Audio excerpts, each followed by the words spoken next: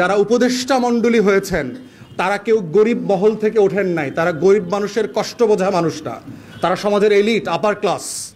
তারা বোধ করেন না এখানে আলুর কেজি 5 টাকাটা 50 টাকায় হইলে, পেঁয়াজের কেজি 40 থেকে 200 টাকা হইলে, চিনির কেজি 70 থেকে 200 টাকা হইলে কার কি যায় আসে, এটা ওনাদের কিছু যায় আসে না। কারণ ওনারা বাজার করেন না, ওনাদের আয়াবুয়া আছে, ওনাদের দারোয়ান আছে, ওনাদের গাড়ির ড্রাইভাররা বাজার করে দেন। আমলাদের সুযোগ সুবিধা কমানোর কি কোনো আয়োজন আপনারা দেখতে পাচ্ছেন?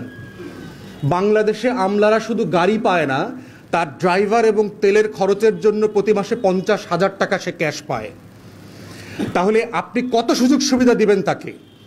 তাকে আপনি প্লট দিচ্ছেন, বাংলাদেশের সিভিল মিলিটারি ব্যুরোক্রেসিকে আপনি প্লট দিচ্ছেন, ফ্ল্যাট দিচ্ছেন, রাজুকের সুযোগ সুবিধা দিচ্ছেন, গাড়ি দিচ্ছেন, বিদেশে যাবার সুযোগ সুবিধা দিচ্ছেন। রাষ্ট্রের ব্যয় কেন সংকোচন করছেন না?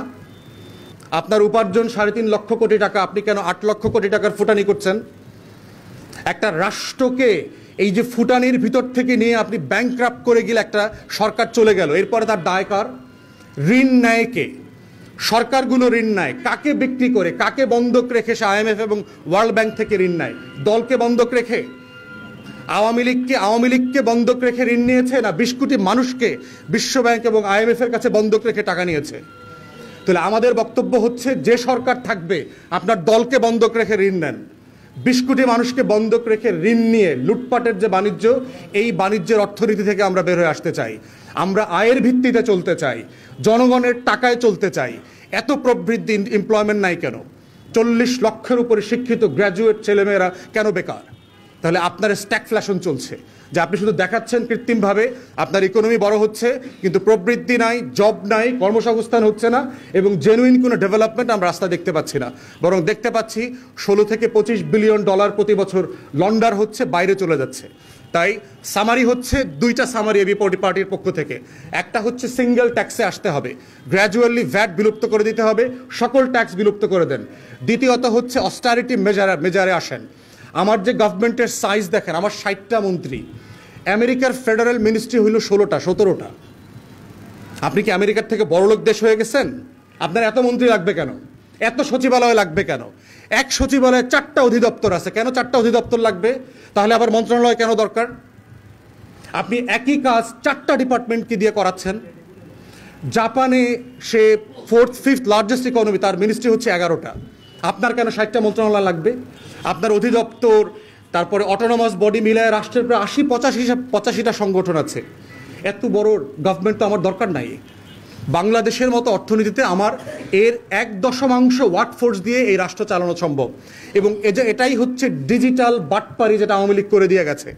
ডিজিটালাইজেশন মানেটা কি দেখেন, যে অ্যানালগ জমানাতে আওয়ামী লীগ যখন এসছে, তখন আমার 12 লক্ষ সরকারি কর্মকর্তা কর্মচারী ছিল। এখন আমার এটা 19 লক্ষ সরকারি কর্মকর্তা কর্মচারী। তাহলে ডিজিটাল হইলে কো কাজের সংখ্যা, ওয়ার্কফোর্স তো কমার কথা। আমার তো 12 লাখ তো 6 লাখে চলে আসার কথা। তাহলে এটা 1.5 গুণ বাড়লো কেন, 19 লাখে গেল কেন? তাহলে রাষ্ট্র যেটা হয়েছে ডিজিটাল হয় নাই, রাষ্ট্র হচ্ছে অ্যানালগ এবং ডিজিটালের একটা খিচুড়ি হয়েছে, যেখানে এখন আপনার প্রত্যেকটা ফর্ম কম্পিউটারে ফিল আপ করতে হয়, ওইটা প্রিন্ট করে আবার ফিজিক্যালি গিয়ে ফাইলে জমা দিয়ে আসতে হয়। এই হচ্ছে বাংলাদেশের ডিজিটাইজেশন যেটা হয়েছে। তাহলে এই ব্যয় সংকোচনের জায়গায় নীতিতে আসতে হবে রাষ্ট্রকে। তা না হলে ঋণ করে ঘি খাওয়ার যে পুঁজিবাদী অর্থনীতি এবং লুটপাটের অর্থনীতি চালু হয়েছে, এই অর্থনীতি থেকে দেশ বের হয়ে আসতে পারবে না। আমরা অন্তর্বর্তীকালীন সরকারকে বলছি, গরিব মানুষের কোনো ট্যাক্সের লায়াবিলিটি থাকতে পারবে না। অবিলম্বে এই যে 65টা সার্ভিসেসের উপরে এবং পণ্যের উপরে যে আপনারা শুল্ক বাড়িয়েছেন এবং আরোপ করেছেন, সেটা অবিলম্বে উঠায় নিতে হবে। এবং আপনারা আয়ের পথ খোঁজেন, ব্যয়ের পথ খোঁজেন, লুটপাট বন্ধ করেন। এখনও লুটপাট বন্ধ হয় নাই। যত পরিমাণ টাকা সাবসিডি দেওয়া হচ্ছে, ওই লুটেরাদেরকে দেওয়া হচ্ছে। স্টক এক্সচেঞ্জের কমিশন যে চেয়ারম্যান, তারপরে হচ্ছে পুঁজিবাজারে যাদেরকে চেয়ারম্যান করা হয়েছে, সিচুয়েশন হ্যান্ডেল করতে পারছে না। তো একের পর আমরা দেখতে পাচ্ছি যে রং সিদ্ধান্ত, ভুল সিদ্ধান্ত। আজকে দেখলাম আপনার রুবায়াত শিবলি, যে সাবেক সিকিউরিটি এক্সচেঞ্জ কমিশনের চেয়ারম্যান ছিল, তাকে একজন উপদেষ্টা এত পরিমাণ শেল্টার দিচ্ছে যে সে এখন ঢাকা বিশ্ববিদ্যালয় ক্যাম্পাসে বিট দর্পে পতিত ছাত্রলীগের নেতাদের মতো ঘুরে বেড়াচ্ছে। সে অ্যারেস্ট হচ্ছে না, তার বিরুদ্ধে এতগুলো মানি লন্ডারিংয়ের মামলা হয়েছে, কিন্তু তাকে কেউ গ্রেফতার করছে না। তো এই বাস্তবতাগুলো থেকে আমরা চাই রাষ্ট্র গণ অভ্যুত্থানের স্পিরিটে ফিরে আসুক, সাম্য, মানবিক মর্যাদা এবং সামাজিক সুবিচারের ভিত্তিতে যে অর্থনীতি আমরা দরকার, গরিব মানুষের বেঁচে খেয়ে সম্মানের সাথে বাঁচার অর্থনীতি, সেই অর্থনীতি আমরা ফেরত চাই। কর্মসংস্থানের অর্থনীতি ফেরত চাই। এফডিআই, ফরেন ইনভেস্টমেন্ট আসুক, সেই অর্থনীতি ফেরত চাই।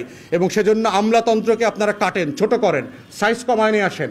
ওখানে ব্যয় সংকোচন করলে দেখবেন যে আপনার আমলাদের পিছনে আমাদের বেতনে প্রায় 1 লক্ষ কোটি টাকার উপরে খরচ হয়ে যায়, হিউজ কস্ট। সেখান থেকে আপনি করেন, টাকা বাঁচান। 1 লক্ষ কোটি টাকা মানে হচ্ছে $10 বিলিয়ন সেভ করবেন ওখান থেকে। আপনি IMF এর $1 বিলিয়ন জন্য জনগণের উপরে 65টা আইটেমে ভ্যাট বসায় দিলেন। আপনি সচ্ছল মানুষের উপরে না বার্ডেন দিবেন? আপনি গরিব মানুষের উপরে কেন বার্ডেন দিচ্ছেন? এই রাষ্ট্র তো আমরা 71-এও চাই নাই, 24-এও চাই নাই। তাহলে আপনি বাজেটে যে আপনার ঘাটতি, আপনি তো ব্যয় সংকোচন করবেন, আপনি খরচ কমাবেন। আপনার উপার্জন যদি কমে যায়, আপনি বাজারে চিন্তা করেন, আপনি ব্যক্তির কথা চিন্তা করেন, জিনিসপত্রের দাম বাড়ছে, আপনার আয় কম বাড়ছে না, আপনি তখন কি করেন? আপনি কি জোর করে ঋণ করে খান, না আপনি খাওয়ার পরিমাণ কমায় দেন, আপনি বাজারের পরিমাণ কমায় দেন? আগে 7 দিনে গরু গোশত খেতেন, এখন 2 সপ্তাহে খান, মাসে একবার খান। আগে প্রতি সপ্তাহে বেলি রোডে গিয়ে সুলতানস ডাইনি খেতেন, এখন আপনি মাসে একবার খাচ্ছেন। তাহলে রাষ্ট্র কেন এটা করছে না? যে আমার উপার্জন নাই, আমার ব্যাংকে টাকা নাই, আমি ঋণ করে, আপনি দেখেছেন ব্যাংকগুলোকে বেইল আউট করেছে, 10টা ব্যাংকে 22,000 কোটি টাকা চাপিয়ে দিয়েছে। তাহলে হাসিনার আমলে আমরা যারা সমালোচনা করেছি 53,000 কোটি টাকা আপনি ছাপিয়ে দিয়েছেন, যার কোনো মার্কেট ভ্যালু নাই। তাহলে সেখানে আপনি 22,000 কোটি টাকা ছাপিয়ে 10টা ক্রিমিনাল ব্যাংককে কেন আপনি করেছেন, বেইল আউট করেছেন? তাদেরকে তো বন্ধ করে দেওয়ার কথা ছিল। আমরা দেখলাম শেয়ার মার্কেটে আপনার ICBকে 3,000 কোটি টাকা দিয়েছে, যার 2,000 কোটি টাকা ICB বিভিন্ন ব্যাংকে শোধ করে দিয়েছে। এই টাকা তো শেয়ার হোল্ডারদের দেওয়ার কথা ছিল, যারা ক্ষুদ্র পুঁজি বিনিয়োগ করে ফকির হয়ে গেছেন, 33 লক্ষ শেয়ার বাজারি, তাদেরকে টাকা দেওয়া হচ্ছে না কেন? তাহলে আপনি ব্যয় সংকোচনের নীতিতে না গিয়ে, আপনি দেখেন ডেভেলপমেন্ট প্রজেক্ট, আমরা বারবার বলেছি যেগুলোর প্রয়োজন নাই, অথবা যেগুলো আমার 2 বছরে দরকার নাই, আপনি এটাকে 4 বছরে ছড়ায় দেন। 4 বছরে ছড়ায় দিলে বাজেটের উপরে প্রেশার কমবে। এই যে অস্টারিটি, যেটা আমরা 2007-8 থেকে সারা দুনিয়াতে দেখেছি, গ্রিস এবং ইউরোপের দেশগুলোতে যে ঋণ ভিত্তিক অর্থনীতি দাঁড়ায় কিভাবে দেশ কলাপস করেছে, একের পর এক দেশ কলাপস করেছে। ইউরোপের 3-4টা দেশ ছাড়া অলমোস্ট প্রত্যেকটা দেশের ইকোনমি ফ্র্যাকশন হয়ে গেছে। তো কন্ট্রাক্টেড ইকোনমিকে আপনি কিভাবে, মানে বেশি ঋণ করে আপনি তার স্ট্যাগফ্লেশন কমাবেন? এটা প্র্যাকটিক্যাল না তো। তাহলে আমাদের পক্ষ থেকে আমরা দাবি করছি ভ্যাট ইনফ্যাক্ট বিলুপ্ত করে দিতে হবে গ্র্যাজুয়ালি। এটা 5, 12, 15% না, এটা আপনি গ্র্যাজুয়ালি কমায় এনে একটা সার্টেন টাইমের পরে ভ্যাট বিলুপ্ত করে দিতে হবে। এবং আমরা সারা দুনিয়াতে যারা প্রোগ্রেসিভ মার্কেট ইকোনমির কথা বলছেন, তারা বলছেন সিঙ্গেল ট্যাক্সে চলে আসেন, customs duty, VAT, tax, excise, এরপরে হচ্ছে ডাইরেক্ট ট্যাক্স, কর্পোরেশন ট্যাক্স, এরপরে হচ্ছে দেখবেন আপনার পোর্টে এখানে সেখানে ট্যাক্সের অভাব নাই বাংলাদেশে। আপনি সিঙ্গেল ট্যাক্সে আসেন। নর্ডিক কান্ট্রিগুলো 40%, 42% ট্যাক্স দেয়। আপনি একবার একটা ট্যাক্স নেবেন এবং সেটা উপার্জনের উপরে ভিত্তি করে। গরিব মানুষ ট্যাক্স দেবে না। গরিব মানুষের জন্য ইনসাফ হচ্ছে তিনি ট্যাক্স দেবেন না, তিনি কাজ করবেন, তাকে রাষ্ট্র সাপোর্ট দেবে। কিন্তু আপনি টিসিবির চালের জন্য যে লাইন ধরে বাজার থেকে না কিনতে পেরে পণ্য কিনছে, তার উপরও আপনি ভ্যাট চাপায় দিচ্ছেন। মানে এর থেকে জুলুম, অবিচার আর কিছু হতে পারে না। তাই আমাদের বক্তব্য হচ্ছে রাষ্ট্রকে total tax management, tax law, এগুলোকে ওভারহলিং করতে হবে, সিঙ্গেল ট্যাক্সে চলে আসতে হবে। এটা আপনি বাড়ান, 20, 22, 15 কত করবেন, অংশীদারদের সাথে পরামর্শ করে সেটা করেন, আর কোনো ট্যাক্স থাকবে না। আর গ্র্যাজুয়ালি ভ্যাটকে আপনি যেটা যে পার্সেন্টেজে আছে এটাকে কমিয়ে 0-তে নিয়ে আসেন আগামী 5 বছরের ভিতরে।